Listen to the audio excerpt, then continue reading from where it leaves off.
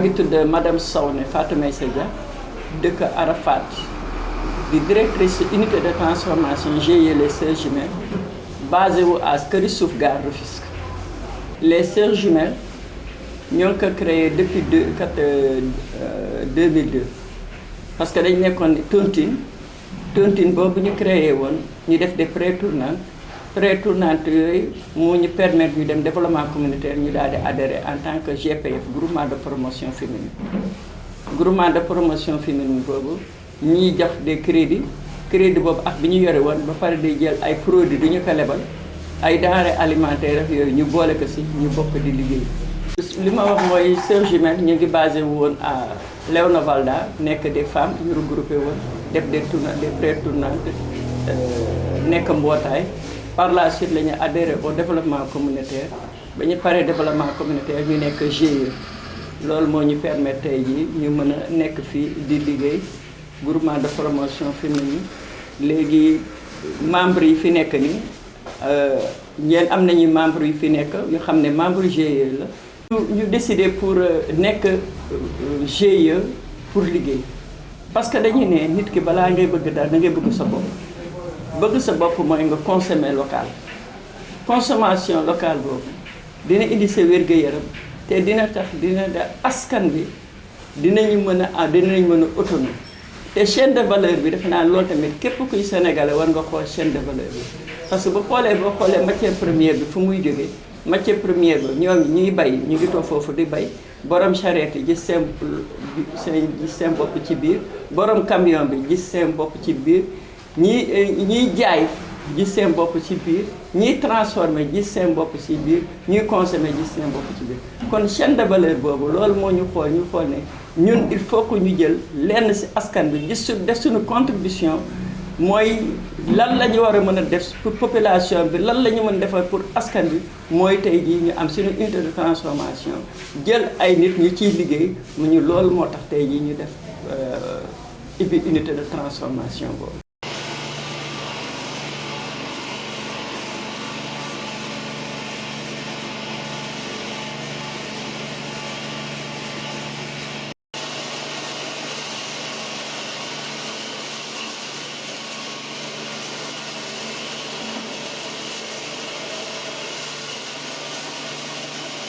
Transformation pour nga dugg ci premièrement mooy ku yàkkamti bokk parce que dafa nekk lu xam ne booy tàmbali faw mu métti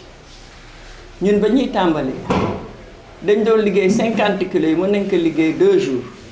balaa ñu koy jaay mu am 2 semaines wala 3 semaines parce que nit yi dañu consommer local mais nit day gëm boppam te dañ ne ku yàgg ci teen ab baag fekk la ñu xool ne léegi fi mu nekk nii ku bëgg dara faw nga am def dara te faw mu metti parce que ba ñuy commencé di jël liggéey 50 kilos tey di ñu ngi ci 350 kilos wala 400 kilos par jour te loolu lu ñu ko may mooy dañu gëm suñu bopp parce que dañu ne bu fekkee ne da ngay def transformation di bëgg a liggéey nit ku nekk 10 kilos 15 kilos mooy doo am résultat c'est pas rentable mais tey jii ñun xool nañu ñun membres yi xam ne ñu ngi ci biir ba ñu doon liggéey 50 kilos 4 personnes 5 personnes léegi benn nit mooy liggéey 50 kilos bu weer bu dee mu xam ne lii bu weer bu dee dinaa ci am dara kon bu fekkee dañu bëgg dara faw mu metti te lu xool ne léegi femmes yi nekkoon ci biir gis nañu seen bopp ci biir ñeneen ñu journalier fixé yi gis nañu seen bopp am na ñoo xam ne sax même bu vacances jotee élèves yi dañuy ñëw liggéey ci ñu fay leen pour ñu mën a am dara kon defe naa ne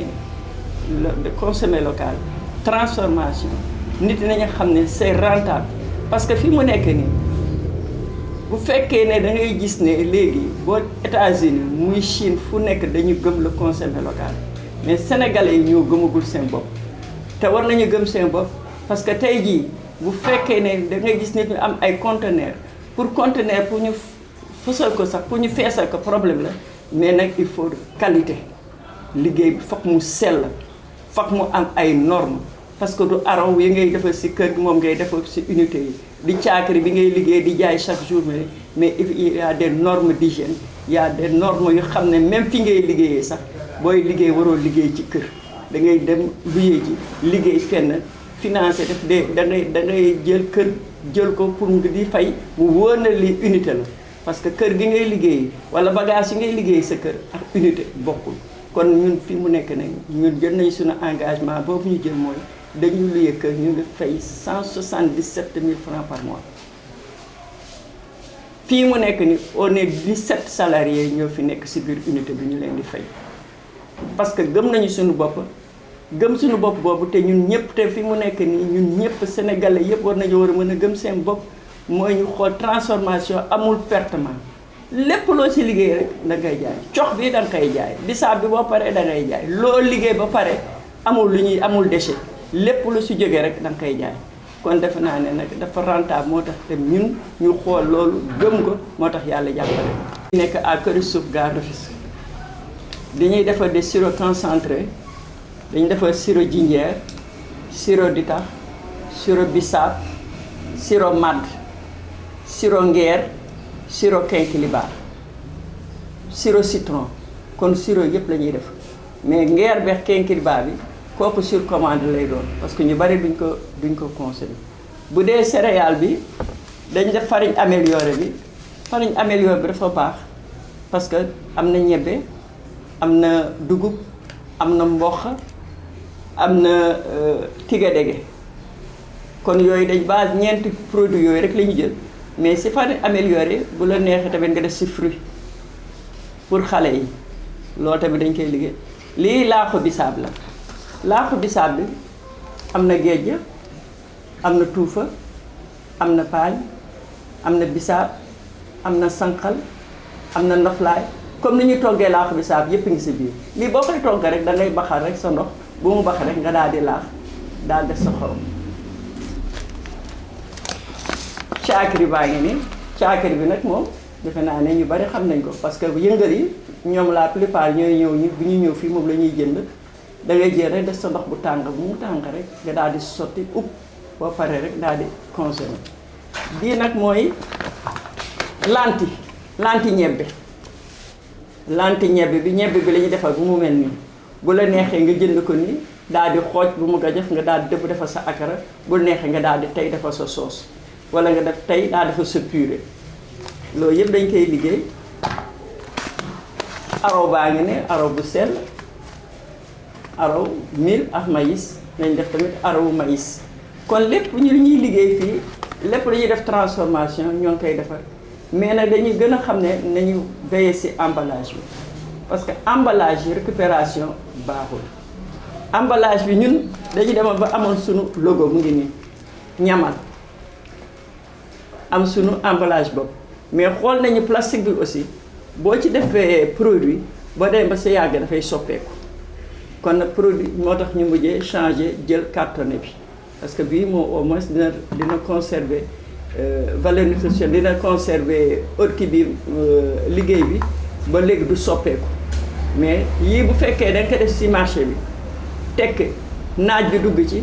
day xaw a guus tuuti boobaa day soppi liggéey bi moo tax tamit ñu ngi ci mais ñu koy liggéey mooy ñu koy jënd léegi consommer ko léegi mais ñii emballage bi aussi mu ngi nii changé nañ ko mu ngi nii léegi bouteille yaa ngi nii bouteille en verre yi nag moo gën mais dañu xool ne sénégalais yi bëgguñu bouteille en verre nag boo ko xew ñeen dafay toj pare guñ ci rarement ngay dem boo demee jël sirop def ko bouteille en verre def benn plastique bi ñoom plastique bi la ñuy jël parce que dañuy ne xëy na dafay toj ci yoon bi wala yu mel noonu mais lépp ñu ngi ko fiy liggéey fii GIE les Sœurs Jumelles Keur Youssouf gare Rufisque suñu produit nag ku ko bëgg ñun ñu ngi fii Keur Youssouf gare en face Pamecas bi foofu la ñu nekk kër chef de quartier bi en face foofu la ñu nekk wala Diamniadio am nañu foofu client HLM am nañu foofu client grossiste Arafat am nañu foofu grossiste mais la plupart GP yi fii la ñuy ñëw jënd seeni produit wala ñu xam ne tamit dañu am conteneur tamit seen conteneur yu kiwul ñu ñëw ñu def mais ñun nag dañu am benn partenaire boo xam ne Bawo Plus foofu la ñuy def dañuy def conteneur di ko yóbbu extérieur wala salon de l'agriculture aussi chaque année dañuy dem mais at bii passé demuñu mais dañuy yóbbu suñuy produit foofu di ko jaay. pour wax tey jii dama fier ci GIE les Sœurs Jumelles parce que doon naa wax ci tàmbali bi ñu ngi doon liggéey 50 kilos par jour léegi ñu ngi ci 450 kilos par jour ba ñuy tàmbali ñu ngi woon ci benn machine amuñu woon machine sax mais léegi macha allah parce que tey jii am nañu suñu émoteur am nañu suñu calibreur am nañu suñu enchacheuse am nañu ñaari cuiseur am nañu séchoir am nañu moulin am nañu ñaari moulin am nañu ñaari décortiqueur am na benn bu xam ne pour sànqal la am na bu xam ne ay épierreur kon machine yooyu yëpp ñoo ko jënd suñu bopp benn lañu ci ñaar lañu ci subventionné benn bi ministre moo ñu ko subventionné mooy calibreur bi enchacheuse bi dañu ko subventionné à moitié mooy clousage mais yu ci des yëpp ñun ñoo ko jëndal suñu bopp kon de man xalaat ne tey jii lii ñu am ni junni unité war nañ ko mën a am bu fekkee ne gëm nañu suñu bopp gëm ngeen seen bopp te da ngay war a gëm seen bopp parce que liggéey baa ngi fi meññeef baa ngi fi du dugub kese mboxaa nga fi ñebbe ngi fi lépp ngi fi nit dañu war a commencer transformer jóge ci petite moyenne entreprise dem ci industrie pour nga dem ci industrie nag il faut que nga am norme yi di dem di gëstuwaat parce que ñun suñu partenaire premier mooy dañu am ñaari réseau yoo xam dañuy liggéey ak ñoom mooy Aproval association des professionnels pour la valorisation des produits locaux man maay président maa doon vice présidente bi léegi maay présidente ñu yor benn plateforme des organisations de l'agroalimentaire du Sénégal ñu bokk ci biir ñu bokk FP2A ñu bokk ci àndandoo parce que dañuy xool structure yu xam ne boo ci demee da nga siy mën a jële dara tey jii ADPME suñu partenaire la ñu ngi ñuy jàppale ci gestion yi ñu ngi ñuy jàppale ci marketing village artisanat tamit suñuy partenaire lañu parce que ñun fu ñu gisee ne lii askan bee leen tax a jóg ñu dañuy dem ci ñun parce que artisanat aussi ñoom ñuy jàppale fondation Sococim aussi suñuy partenaire la mairie ville mairie est suñuy partenaire lañ département bi suñu partenaire la lu tax mën a département bi parce que tey jii département bi dafa commencé def des cantines scolaires des cantines yoo xam ne pour élèves yi la yoo xam ne ci la ñuy mën a jël seen petit déjeuner mais ñun dañuy boole ci ñu xam ne tey jii ñooy liggéey boobu boole ñu ci ba ñuy jël cere beex caakiri bi dem di leen koy jox ñoom ñuy mën di ko transformer di ko jox xale yi suñu doom yi kon ñun fi mu nekk ni dama xalaat ne te sax doyul ñëpp xaj nañ ci ma xalaat ne fi mu nekk ne Sénégal na mairie nañu jël école yi mu am ay cantine yooyu ñu jël transformatrice yi dugal leen ci biir ñu mën di leen di ravitailler case tout petit yi ñun xool naka la ñuy mën a xoolee naka la ñuy jël farine améliorée bi ak produit ñuy liggéey suñu doom yi mën a di consommer local tant que suñu doom yi consommer wuñu local ñun ñii li ñu dal nii suñu si doom yi problème day am il faut que état jël en charge lii parce que bu fekkee ne tamit benn unité de transformation dafa ibbi jël lépp lu mu am jël addinaam yépp 30 ans nga dugal ko ci def transformation bu dimbali jotee nga dem di créer loo xam ne ñaari fan lay am ñetti fan lay am nga xam ne ñëw nga créer ko xam ne jëlu initiative créer une entreprise loolu mooy indi échec yi nit kenn du ko ne kaay ma formé la day ne damaa bëgg nga formé ma nit bu la nee damaa bëgg nga formé ma bu mel ni comme Enda Graf Sahel man maa ngi nii di leen di formé mais presque 700 personnes Enda Graf Sahel formé na leen parce que ay nit ñoo xam ne dañ nekk ci dëkk bi bëgg ku leen formé parce que xam nañu ne njëriñ bi léegi transformation la surtout étudiants yi xam nañu léegi njëriñ bi transformation la boo xoolee tey jii li ñuy wax rek université jeunes yaa ngi foofu di créer des modules yaa ngi ci tiroir bi il est temps que ñu génn module yooyu nit yi xool naka lañ koy transformer ba askan bi mën ci gis seen bopp nit day gëm boppam boo gëmul sa bopp doo dem ñun dañ doon toog 50 kilos pour ñu jaay ko problème pour ñu am matière première problème matière première bi mu ngi doon 125 léegi mu ngi ci 300 francs mais dañuy xam tamit quantité mooy dañuy xam lu ñuy bëgg a liggéey mais bu fekkee da nga bëgg a liggéey te amoo matière première wala yow organiser wuloo li ngay liggéeyee da ngay tout le temps da ngay am ay jafe-jafe xool say charge ak say dépense bu fekkee xooloo ko xooloo nan nga koy lijjante jafe-jafe dafay am ñun nag loolu la ñu xool ne léegi de fii la ñu toll dañuy planifier planifié bi mooy dañ fii la ñu toll tey suba bëgg nañ toll fee naka la ñuy def ba toll fale def benn planification 2 mois 3 mois xool naka lañ koy toppee mais jafe-jafe yi moom bari na lool jafe-jafe yi mooy da ngay bëgg matière première doo ko am boo demee ci banque yi ñu tegal la benn taux d'intérêt parce que bu fekkee yow da nga bëgg a fay sa ndox fay sa courant fay sa location léegi nga bëgg a fay intérêt yow bëgg a am dara jafe-jafe dafay am kon nag jafe-jafe yooyu mooy téye ñu bari nga xam ne dañuy dem lebi pare ñëw liggéey daal di perte ñun dal nañu du benn yoon du ñaari yoon mais ba ñu demee ba xamee naka la ñuy organiser la ñuy xool naka la ñuy surmonter suñu matière première bi ak naka la ñuy def ndax dañu mujjee sax ñu jël produit di ko jaay suñu biir wala léegi ñu jël lebal nit nekk léegi faire une semaine ñu jaaraat loolu moo ñu may tey ji ñu mën a surmonter suñu problème yooyu ba tey ji ñoom léegi ñooy ñëw a jëlee suñu seen bopp ñu toppatuñu seen ginnaaw mais ñoom ñooy ñëw di jël produit sur commande. li may wax les jeunes gis nga transformation dafa am avenir transformation am na rendement transformation ku la ne amul dara daf lay nax dafa am dara bu amul woon dara ñun du ñu jógee si di dem marché di wali tey jii ñu mën a am matériel yi il faut que nag nga bañ a yàkkamti boo yàkkamtiwuloo di nga am te léegi yaa innovation bi am léegi kenn yortul leket bi di mooñ di dem am na système boo xam ne léegi moo lay permettre nga araw nga caakiri nga cere te doo ci sonn parce que à tout moment il y a des innovations yoo xam ne ITA moo ngi koy def process yaa ngi fii yoo xam ne dina la permettre nga liggéey lu xam ne dina toog at du yàqu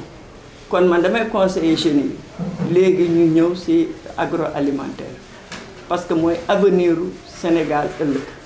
te avenir bi tey ji boo leen ko jëlul ak Covid bi war nañu jox conseil ñu xoolaat suñu bopp ba ñu tëjee aéroport yi tëj port yi état dafa mujjee ñëw si ñun transformatrice yi jël matière produit yi fi nekk pour jël te xamaguñ nag fu ñuy mujjee nag changement climatique bii di ñëw nii xamuñu fu ñuy jëme kon nag dañuy xalaat ne le consommé local mooy suñu avenir te avenir bi yéen jeunesse bi yéen la ñoo ngi leen di ñaan ngeen ñëw jàpp ci te boo leen si jàppee incha allah di ngeen gis seen bopp. dañu bëgg a def si transformation te xamuñu fu ñuy jaar man maa ngi fii di leen di xaar mën naa leen accompagner si ay conseils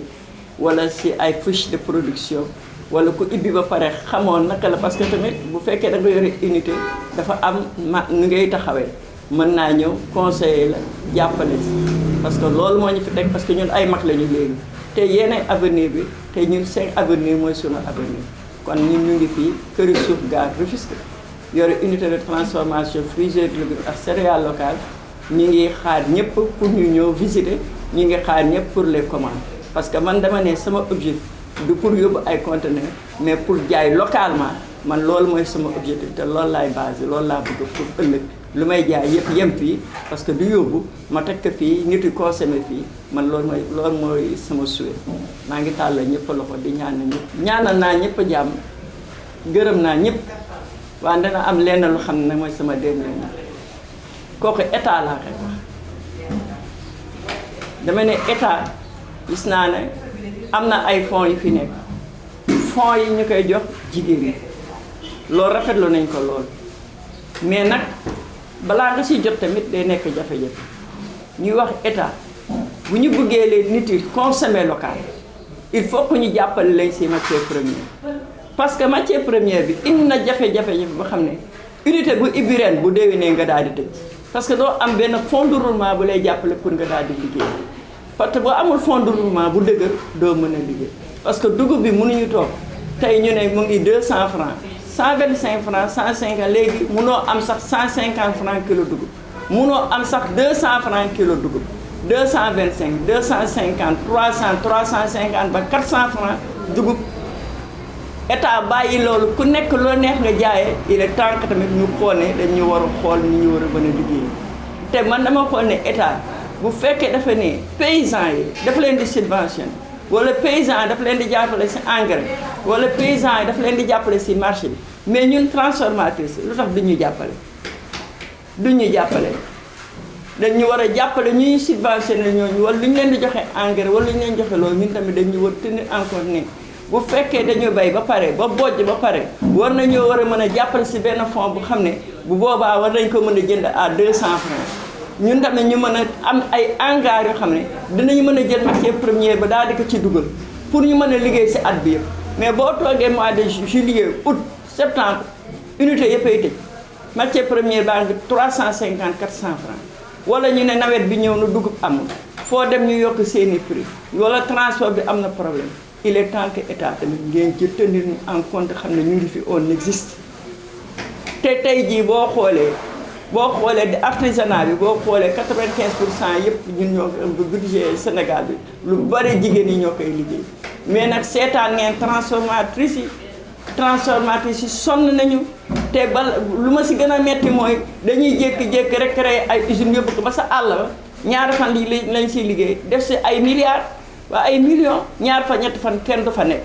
parce que dañu di créer lu xam ne foofu loolu waru faa nekk te am na ñu nekk fii si biir ville bi ñu nekk fii si capitale bi di liggéey te amuñu benn jàppale bu si am ñun ñu ngi fii ñoo demal suñu bopp depuis 2000 ñoo demal suñu bopp ñëwuñu jàppale ñu subventionné wuñu lu ñu jox dañ koo fay fu ñu leb dañoo fay kenn may wuñu kon nag état nag seetaan boobu nag dafa doy léegi Covid bi ñëw na jox na leen exemple boobu moo lay jox nag mooy nag léegi dugub bi nag xool leen ko dugub mun a commencé 200 ba 300 ba 400 francs ngeen bàyyi ñu noonu amul benn wax amul dara sonn nañu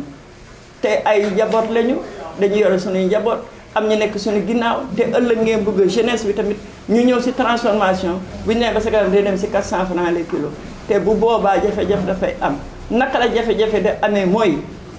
dugub ceeb mu ngi jël 250 275 francs tey nga bëgg a jël cere nga jënd ko 300 francs bëgg ko transformer ak charge yu si nekk yëpp doo ko mën a jaay lu dul 700 francs te 700 francs yi am na xam ne sax mënuñu ko jaay parce que quantité bu ñuy liggéey du leen permettre ñu jaay ko 700 francs léegi ñu bëggal ni si consommer local c'est pas possible loolu c'est pas possible il est temps que léegi ni saaku ceeb bi di nekkee foofu si bitiki noonu la sànqal bi war a nekk noonu dugub ba nekk fa cere ba nekk fa loolu caakiri bi nekk fa loolu il est temps que état xam ne loolu mooy sunu avenir te loolu pour mu nekk sunu avenir léegi matière première bi foog ñu xool nu ñu siy jàppale bu ñu fekk ñu dañuy dugal dërëm ñoom ñu dugal dërëm ñu mën ko jënd liggéey ko transformé mu bañ a cher parce que Sénégal boo si ne da nga war a jënd ñetti kilo cere nga dugal ko loolu te poos yi feesul poos yi diisul jafe-jafe dafay am. émetteur moo ñuy permettre bu fekkee ne dañu mooñ ba pare léegi jigéen ñi dañ doon jël presque journée bi yëpp bu ñu tayee ba pare nekk di lay mais léegi émetteur bi moom nga siy def rek boo sottee rek mu daal di la layal au moins 300 400 kilos mën na ko lay si 1 heure de temps caakiri ak araw bi ça dépend si dosage ndox bi ñu siy defar kon léegi des fois bu fekkee commande yi bari na ba bari fii rek la ñuy jël daal di dugal produit bi fii si biir bu ñu ko dugalee daal di sotti si biir daal di si def ndox daal taal machine bi mu daal di commencé mooñ kon lii moom jàppale nañu si torop lii mooy ñu séchoir bi moom boo ñu permettre noor ak nawet à tout moment même bu fekkee dafa sedd wala mu niis dinañ mën a liggéey parce que ba pare fii nga koy jógee mu séché ko dañ koy pré-séché pare daal ko dugal si séchoir bi li ñu permettre mu wóor nañ ne amul wow na koŋ amul benn humidité si biir produit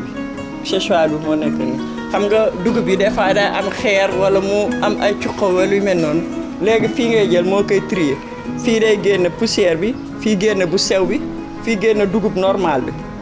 fii génn dugub bu sew bi kon bu fekkee da nga ñëw rek fii nga koy def nga nettoyer ko benn yoon kii mooy soq machine bii nag sànqal kese lay defar bii boo soxee ba pare ba ñu nettoyer ko ba trier ko pare kii sànqal kese lay defar boo bëggee sànqal rek da nga koy sotti mu defaral la sànqal bii mooy moulin bi moom mooy wal